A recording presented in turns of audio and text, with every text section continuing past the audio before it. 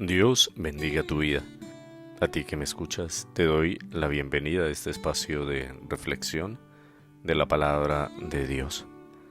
Hoy vamos a leer el Evangelio de San Juan, el capítulo 2, los versículos 13 al 22. Se acercaba la Pascua de los judíos y Jesús subió a Jerusalén y encontró en el templo a los vendedores de bueyes, ovejas y palomas, y a los cambistas en sus puestos.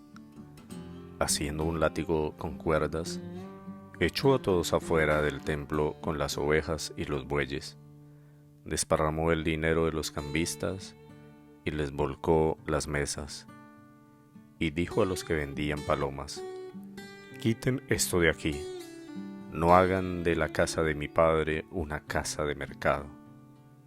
Sus discípulos se acordaron de que estaba escrito: «El celo por tu casa me devorará». Los judíos entonces replicaron diciéndole: «¿Qué signo nos muestras para obrar así?». Jesús les respondió: «Destruyan este santuario y en 3 días lo levantaré». Los judíos le contestaron: 46 años se han tardado en construir este santuario, ¿y tú lo vas a construir en 3 días? Pero él hablaba del santuario de su cuerpo. Cuando fue levantado de entre los muertos, se acordaron sus discípulos de lo que había dicho y creyeron en la Escritura y en las palabras que había dicho Jesús. Bien, para poder entender este texto les invito para que comprendamos un poco la realidad y la verdadera finalidad del templo. Recordemos que varios siglos atrás, sería el rey David quien daría origen a la necesidad de construir un templo donde habitara Dios. Recordemos que antiguamente Dios, representado en las tablas de la ley, se ubicaban dentro del arca de la alianza, y en el camino del pueblo de Israel buscando la tierra prometida, esa arca de la alianza siempre habitaba en una tienda. En la época del rey David, decide que esa arca, el arca de Dios y su presencia a través de las tablas de la ley, los 10 mandamientos, deben estar en un templo. Por lo tanto, allí habitaría Dios, allí estaría Dios en el lugar más sagrado. Con el paso del tiempo y después de muchas invasiones de otros reinos, este sentido del templo se fue perdiendo, porque el pueblo, cuando fue llevado y los sacerdotes al exilio, fueron aprendiendo una serie de prácticas en otros reinos, como darle ofrendas a Dios o a cualquier otro tipo de dioses paganos, con tal de recibir un beneficio. Para la época de Jesús, ese sentido sagrado de la presencia de Dios allí en el templo ya se había perdido demasiado. De hecho, los profetas Jeremías, Isaías, Nehemías, Ezequiel, todos hablan de la necesidad de purificación del templo. El profeta Nehemías es quien va a decir que cuando venga el Mesías, uno de los papeles que tendrá el Mesías es purificar el templo. En la época de Jesús, como nos habla este texto el día de hoy, los sacerdotes dirigentes de la religión judía habían convertido el templo en un mercado. ¿Por qué? Porque recordemos que en aquella época las personas hacían ofrendas a Dios, quemaban corderos, vendían tórtolas, bueyes, ovejas, de todo, con tal de buscar un beneficio económico.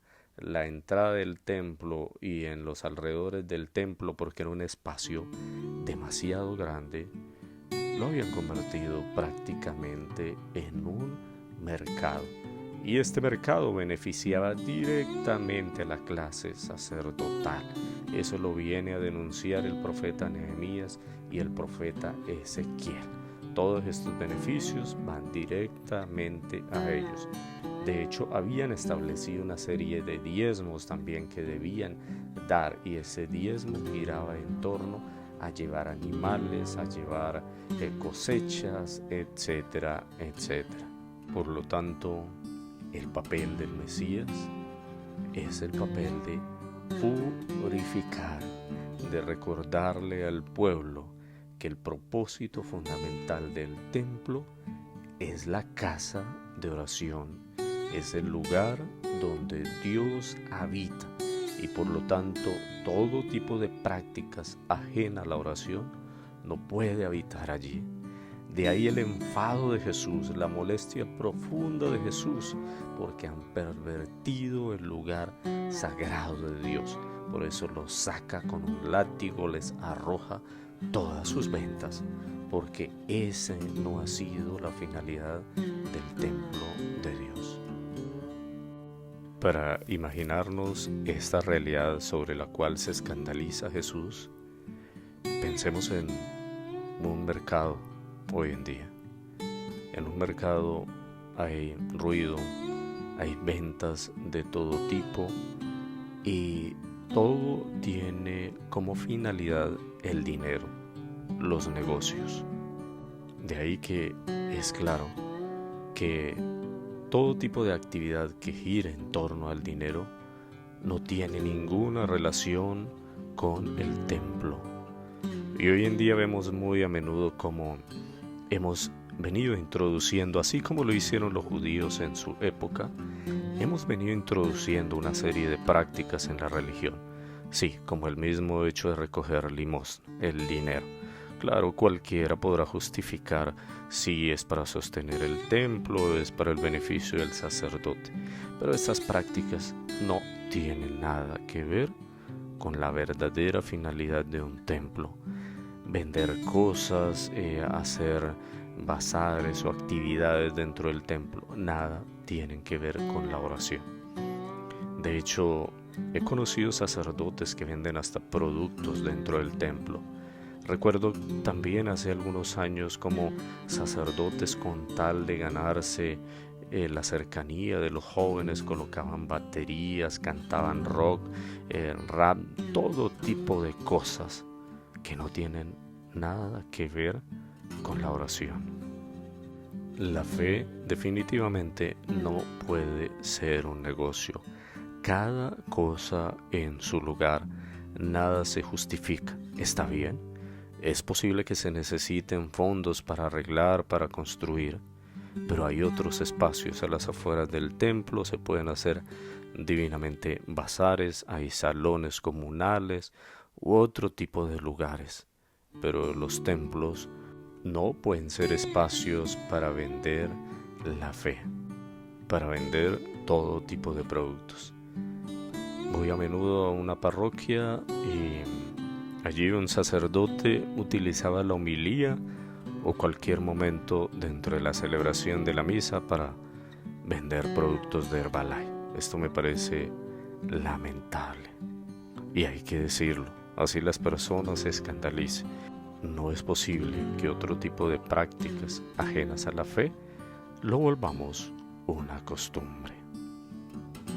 Por otro lado, también es necesario decir que el templo, si es un lugar de oración, es un lugar sagrado, por lo tanto nuestras actitudes deben ser coherentes con este lugar.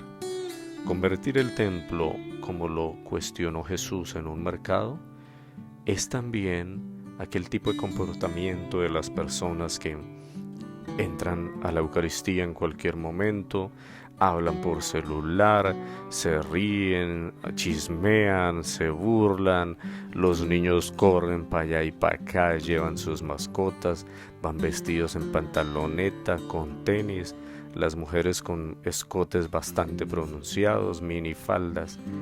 todo eso no corresponde a este lugar. Y eso lo vemos muy a menudo en las Eucaristías, en los matrimonios, en los sacramentos. Una cantidad de prácticas que generan distracción, ruido, incomodidad, que no son propias de este lugar. En Pantaloneta, el lugar propio es la cancha de fútbol.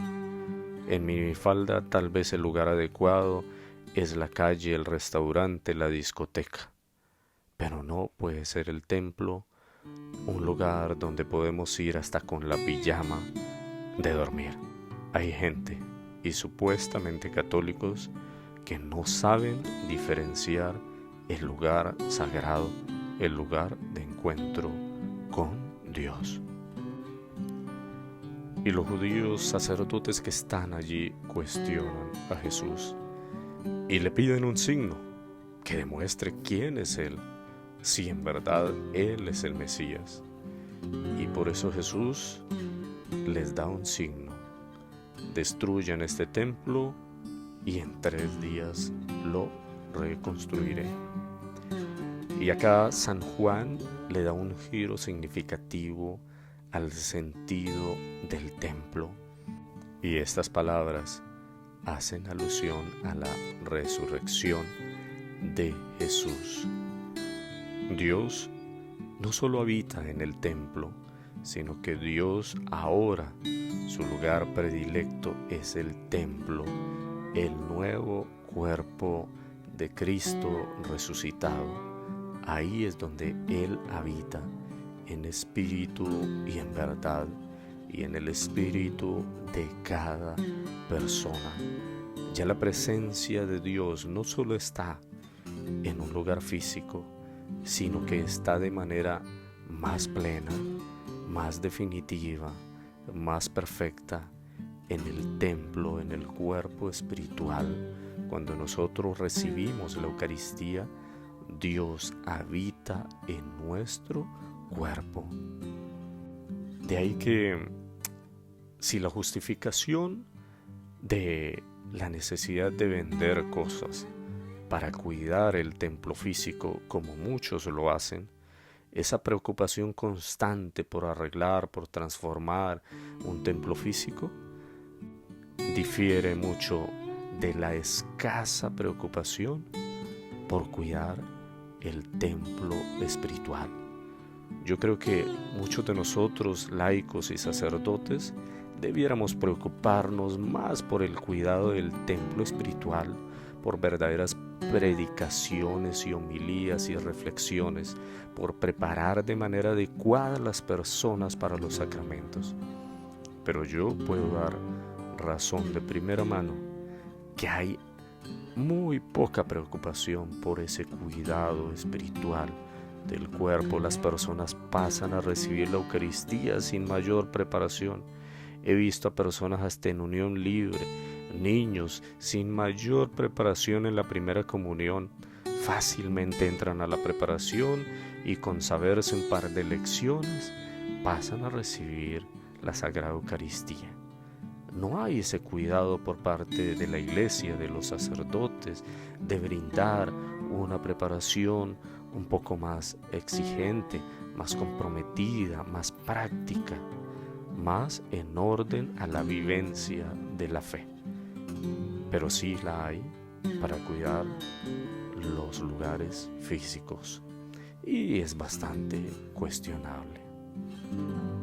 Como reflexión, yo te invito para que mires en tu vida qué tanto cuidado, disposición, qué tanta renovación, qué tanta limpieza le haces al templo espiritual, el nuevo templo donde habita el resucitado, cada vez que tú y yo nos aproximamos a recibir la Eucaristía. Por eso en este bonito tiempo de Cuaresma, esa debe ser la invitación a cuidar el nuevo templo de Dios para que al llegar la Semana Santa podamos recibirlo la noche de la vigilia pascual con alegría y gozo en este templo, en el Espíritu, donde Dios se hace uno con nosotros. Amén. Dios te bendiga, bendiga tu vida, tus proyectos, tu familia. Te invito a compartir esta reflexión con muchas más personas y a suscribirte a este canal en YouTube.